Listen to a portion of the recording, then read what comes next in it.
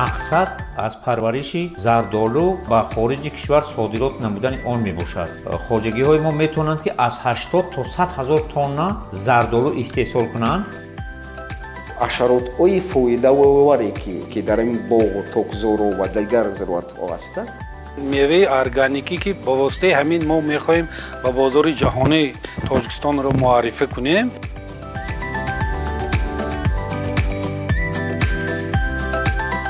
ҷамъияти дорои маҳсулияташ маҳдуди Баракат Исфара дорои дастгоҳу таҷҳизоти замонавӣ ва ташхисгоҳ буда инҷо мутахассисони соҳибкасби маҳаллӣ фаъолият мекунанд. Баракат Исфара ба истеҳсоли маҳсулоти гуногун аз меваи хушки зардолу машғул буда онро мутобиқ ба стандарти сифати байналмилалӣ омода месозанд. дар ин замина Ориф Орифҷонов корманди Баракати Исфара ба хабарнигори радиои Тоҷикистон гуфт ки дар ин меваи органикӣ ки ба воситаи ҳамин мо мехоҳем ба бозори ҷаҳонии Тоҷикистонро муаррифӣ кунем, ин дар вақти парваришу дар вақти истеҳсолоту коркарди ҳамин маҳсулотҳои химиявӣ истифода бурда намешавад.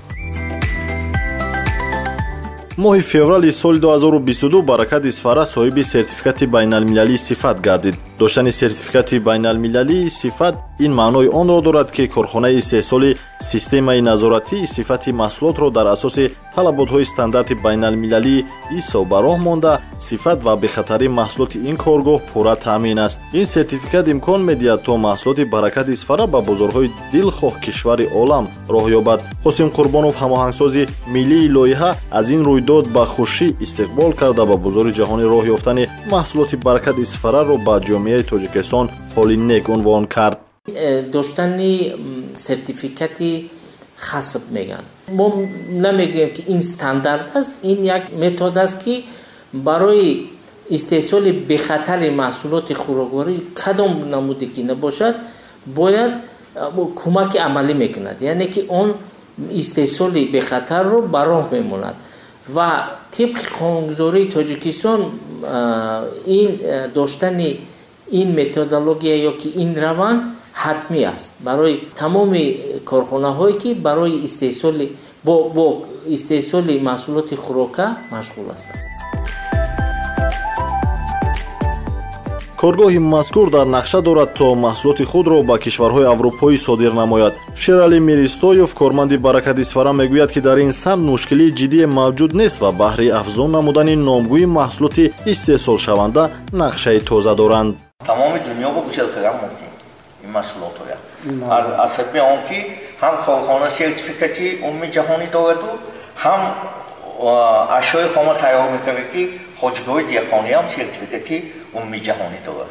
барои ҳамин ин корхона ягона дар Тоҷикистон мебошад. меваҳои шаҳдбори Тоҷикистон дар бозорҳои хориҷ талабгори зиёд дорад. Тоҷикистон бештар ангур ва зардолуро ба кишварҳои хориҷи дуру наздик содирот мекунад. бештари боғҳои зардолу бошад дар вилояти Суғд ҷойгиранд ва корхонаҳои коркарди мева низ зиёд аст. шоҳзода Саидмаҳмад, корманди раёсати назорати фитосанитарӣ, карантинӣ ва тухмии кумитаи бехатарии озуқаи назди ҳукумати ҷумҳурии Тоҷикистон мегӯяд, содироти меваҳои ватанӣ ба хориҷи кишвар сол то сол афзоиш дода мешавад ва ин имкон медиҳад ки мо дар бозори ҷаҳонӣ мавқеамонро мушаххастар намоем. ана ҳамин дарахти зардолу 15 сол дорад ва ба андешаи мутахассисон дар як сол 150-200 килограмм меваи тар медиҳад. дар ҳамин ҳол Рукниддин Лутфулло, сардори раёсати кор бо созмони умумиҷаҳонии савдои вазорати рушди иқтисод ва савдои ҷумҳурии Тоҷикистон мегӯяд, рақобатпазирии маҳсулоти ватанӣ дар бозорҳои ҷаҳонӣ натиҷаи заҳмату талоши деҳқонону хоҷагидорон мебошад.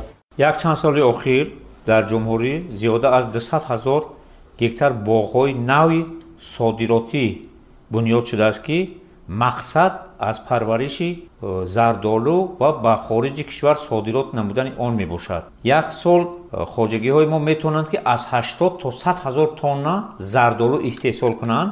метавонанд ки зардолуро меваи тарашро ҳам содирот намоянд, ҳам меваи хушкашро.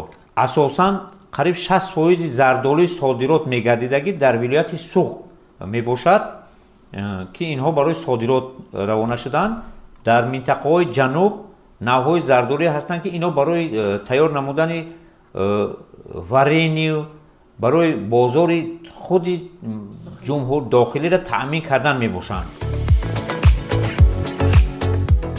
азалшоҳ воҳидзода корманди раёсати ба меъёрдарории техникӣ ва стандартонии агентии тоҷик стандарт дар тақвияти гуфтаҳои рукниддин лутфулло чунин гуфт: дар доираи имтиёзҳои пешниҳоднамудаи ин низом кишварҳо метавонанд ки зиёда аз 6000 молу маҳсулоти ватаниро бе пардохти бурчҳои гумрукӣ ба кишварҳои иттиҳоди аврупо ворид намоянд. дар сурати рақобатнок намудани молу маҳсулоти ватанӣ ва ҷавобгӯ будан бо стандартҳои байналмилалӣ мебошад, яъне зардолу, асал, меваҳои хушк, тав ки ҷумҳурии Тоҷикистон аслан инҳоро истеҳсол мекунанд, шомили ин рӯйхат мебошад. лоиҳаи мусоидат ҷиҳати дастрасӣ ба бозорҳои содиротӣ барои маҳсулоти кишоварзии ҷумҳурии Тоҷикистон тавассути низоми беҳтаргардонидаи бехатарии хӯрокворӣ ки аз ҷониби маркази байналмилалии тиҷорат таҳия ва дар ҳамкорӣ бо сохторҳои марбутаи кишвар татбиқ карда шуд, ҳадафи аслияш беҳтаргардонии рақобатпазирии корхонаҳои хурду миёнаи кишоварзии ҷумҳурии Тоҷикистон дар бозорҳои содиротӣ мебошад. тавре Қосим Қурбонов, ҳамоҳангсози миллии лоиҳа, мегӯяд: нисбати зардолуи хушк вазъият нисбатан беҳтар аст. лабораторияҳои мавҷудаи Тоҷикистон нисбати бехатарии ин маҳсулот кор карда метавонанд, яъне ки ташхисҳоро гузаронида метавонанд ба ғайр аз як қатор боқимондаҳо ба монанди микотоксинҳо ёки афлотоксинҳо мегем ва ба монанди боқимондаҳои заҳрхимикатҳо ки ин намуди ташхисҳо таҷҳизоти махсусро талаб мекунанд ва собиқа ва малакаи махсус аз кормандори лабораторӣ талаб мекунанд. соли 2021 бо сабаби номусоид будани вазъи ҳаво деҳқонон аз боғҳои худ ҳосил гирифтан натавонистанд ва ҳаҷми истеҳсоли меваи хушки зардолу низ нисбатан кам гардид. Баракат Исфара намунаи беҳтари коргоҳи истеҳсолист, аммо ҳастанд корхонаҳои хурде ки ба коркард ва содироти зардолу машғуланд. корхонаи Шафо яке аз онҳост. дар ин бора директори ҷамъияти дорои масъулияташ маҳдуди Шафо изҳори назар кард ки ҳаҷми истеҳсол айни ҳол кам шуда истодааст, аз сабаби ки соли гузашта дар Исфара ва дар тамоми ҷумҳурӣ ҳосил нашуд. аз ҳамин ҳисоб пештар то 20 дона дар як моҳ мо истеҳсол мекардем, аз ҳисоби ки ҳам нархи зардолу баланд шудааст ва ҳам маҳсулот нест истеҳсолоти мо камтар шудааст.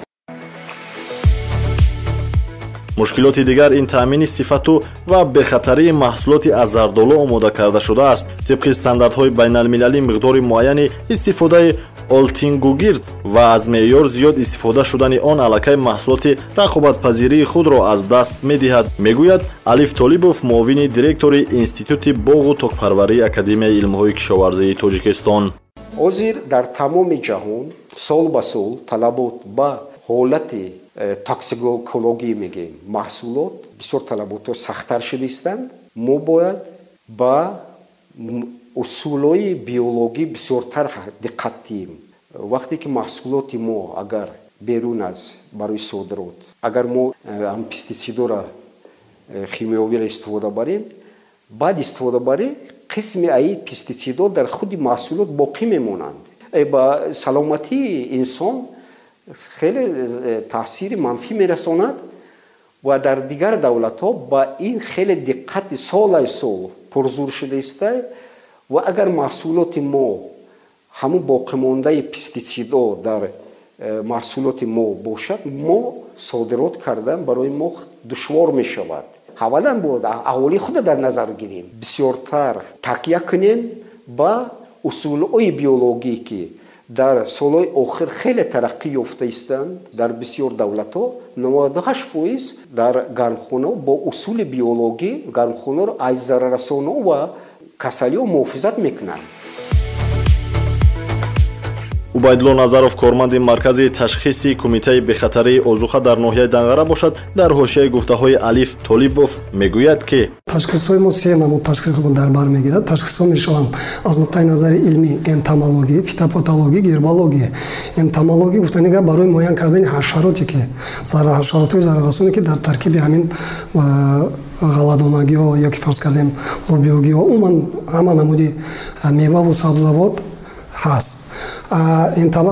гербологӣ бошад, ин барои муайян кардани алафҳои бегонае ки дар таркиби тамоми намуди зироатҳои кишоварзии қишлоқ қариб дида мешавад, аз он ҷумла дар аланонагиҳо, лӯбиёгиҳо. сеюм намуди ташхиси мо ин ташхиси фитосанитарӣ, фитопатологӣ мебошад ки ин барои муайян кардани касалиҳо аз рӯи симптомҳо мо муайян карда метавонем ки кадом намуди касалӣ дар таркиби ҳамин меваю сабзавоти тару тоза муайян карда мешавад.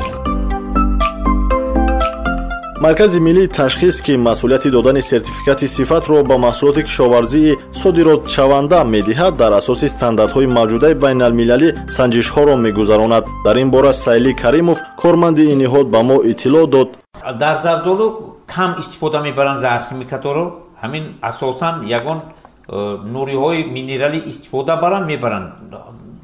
боғҳои зардолу асосан ягон заҳрхимикат истифода бурда намешаванд. баъзами ин мутахассиси мо гирифта барои таркиби зардолуро муайян намудани ҳаму азоту фосфору калий лабораториё дорем, ташхис мегузаронанд. баъди ташхис иҷозат метиҳанд барои фурӯш дар бозорҳои дохилӣ ва берун содирот. шоҳзода Саидмаҳмад, корманди раёсати назорати фитосанитарӣ, карантинӣ ва тухмии Кумитаи бехатарии озуқаи назди ҳукумати ҷумҳурии Тоҷикистон андешаҳои Сайли Каримоваро тақвият дода мегӯяд ки он намунаҳое ки имрӯз дар озмоишгоҳи мо ворид мешавад, пеш аз ҳама ба сифати он ва бехатарии маҳсулотҳо диққати махсус дода мешавад. мо пестисидро метавонем дар таркиби нардории хушк муайян намоем. ҳангоми ба талаботҳои бехатарӣ ҷавобгӯй будани маҳсулотҳои хушки зардолугӣ, дар асоси ҳамин мо метавонем ҳуҷҷатҳои ташхисҳои протоколии худро пешниҳод намоем ба шахсоне ки ба саркор доранд ба зардолии хушк ба содироти мисол аз ҷумҳурии берун. бемориҳо ва ҳашаротҳое ки дар дарахтони мевадиҳанда пайдо шуда боиси талафи ҳосил мегарданд ё ба сифату бехатарии мева таъсири манфӣ мерасонанд зиёданд, мегӯяд Алиф Толибов, муовини директори Институти боғу токпарварии Академияи илмҳои кишоварзии Тоҷикистон.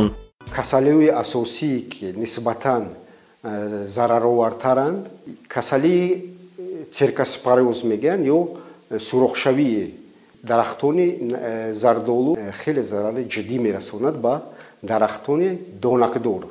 ин касалии манелиоз дар зардолу камтару бисёртар дар гилос мешавад, дар олу мешавад. сӯхтагии бактериягӣ ин касалии бактериягӣ. баъд касалиҳои вирусие ки аслан зоҳиран о қадар ба чашм онро фарқ кардан хеле душвор аст, лекин ҳастанд ки дар ҳамаи дарахтони мевадиҳанда умуман дар ҳамаи зироатҳои кишоварзӣ панҷ шудагиянд чанд намуди касалиҳои вирусӣ зараррасоное ки яъне қабили ҳашароту тортанакҳо ҳамасола дар боғу тоқзоро афзоиш ёфта ба ҳосилнокии боғу тоқ ва худи сифати маҳсулот зарари хеле ҷиддӣ ва назарраси иқтисодӣ мерасонанд. намуди гуногуни ширинчаҳо ки дар ҳамаи дарахтони мевадиҳанда ангур амасола пайдо мешаванд. зараррасони дигаре ки номбар карда мумкин ин тилогузаки туркистоне мегӯянд, туркистанская золотогузка ки ҳама чиза мехӯрад. дигар мушкилот ин истифодаи нодурусти заҳрхимикатҳо ҳангоми коркарди дарахтони зардолу аст. боғдорон бояд на танҳо қоидаҳои агротехникиро донанд, балки оид ба номгӯ ва тарзи дурусти истифодаи заҳрхимикатҳо маълумоти зарурӣ дошта бошанд. иброз медорад Алиф Толибов, муовини директори Институти боғу токпарварии Академияи илмҳои кишоварзии Тоҷикистон. тарафи мусбии усулҳои химиёвӣ дар муҳлати кӯтоҳ чӣ бар зидди касалиҳо ва чӣ бар зидди зараррасонҳо самараи нағз метиҳанд. лекин тарафи манфӣ ки чуноне ки маълум аст ба муҳити зист ва худи саломатии инсон ва атроф заруд мекунанд. бо дар ҳашаротҳои фоидаоваре ки яъне энтомофагҳое ки дар ин боғу токзоро ва дигар зироатҳо ҳастанд интихоб намекунанд ки ин зараррасона ин фоидаовар аст. ҳар ду шашаротанд нест мекунад манфиатдор, яъне энтомофаго мегӯяд. ана вақте ки мо маводои химиёвиро истифода мебарем, мо дар навбати худи зарарасону ҳамин ҳашаротҳо ҳам нест мешаванд ва ин ба чӣ оварда мерасонад? маводои химиёвие ки вай мекунад то 90%. ягон маводи химиёвӣ 100% самараи биологӣ наметиҳад. яъне ки ҳамун ҳашароте ки ҳастад 90% нест мекунад, 10% ҳамун зарарасона, 10% зинда мемонад. ин томофагора нест кардем, ани 10% ки монданд, баъди ин ино бо суръати зиёдтар афзоиш меёбанд, ки чунки душмани табиии ино акнун вуҷуд надорад. олимони соҳаи кишоварзӣ навъҳои серҳосили зардолуро ихтироъ намуда дар истеҳсолот ба роҳ монданд ки нисбатан серҳосил буда муҳлати нигаҳдорияшон бештар аст. бахтиёр ҷалилов, сардори раёсати кишоварзии шаҳри Исфара, дар робита ба мавзӯи барнома таъкид мекунад ки навъҳои асосӣ ки зардолу дар Исфара ҳастанд, ин хурмоӣ, мирсанҷалӣ, тоҷибоӣ, бобоӣ, баъди қандақ ва якчанд намудҳои қандақ. ҳозир агар манан солҳои охир бошад, мо аллакай навъҳои интенсиви онро аллакай ихтироъ карда мутобиқ ба иқлими худи Исфара шинонда ва парвариш карда шудем, ки барои тару тоза содирот кардан нигарона шудааст. нурмаҳмад камолов, корманди институти боғу токпарварии академияи илмҳои кишоварзии тоҷикистон бошад, умедвор аст ки ин раванд барои ҷомеаи тоҷикистон манфиатовар буда робитаҳоро қавию мустаҳкам менамояд. вақте ки мо боға бунёд мекунем, якум интихоби дурусти замин, дуюм интихоби дурусти навъҳо ки ба ҳамин шароити маҳал устуворияти баланд дорад ва ҳосили баланд дода метавонад. сеюм ин сари вақт дар муҳлаташ гузарондани чорабирои агротехникӣ ба монанди чӣ? шудгори байни қаторҳо, нарв кардани беқи дарахтон, шакл додани дарахтон, мунтазам ҳар сол буридани шоху навдаи дарахтон, додани ғизо, шахсан дар шакли маҷмӯӣ ҳам азот, фосфор, калий. имрӯз дорувои вай ҳаст, омехта ҳаст, онҳоро истифода бурдан дар кор, порвои органикиро истифода бурдан. таъмини дурусти об барои дастрасии дарахтон, ки бе об ягон чизи дигар вуҷуд намнокии 75-80% бояд ки таъмин карда шавад. гузарони чорабиниҳо оиди паст кардани сатҳи зараррасонии касалию зараррасонҳо, ҷамъоварии ҳосил бо техникаи дурусти, технологияи дурусти ҳосилгундорӣ. агар деҳқонони мо мана ҳамин нақшаҳои чорабиниҳоро гуфта гира сари вақт дар муҳлаташ интихоб карда гузаронанд, албатта ҳосили фаровон ва маҳсулоти баландсифат ба даст оварда метавонанд. агар мо намнокии пурраро таъмин карда натавонем, моддаҳои ғизовие ки мо ба хок бендозем, дарахт чикор карда қабул карда наметавонад. вая вақте ки намнокӣ нарасид, мева сифатан паст мешавад.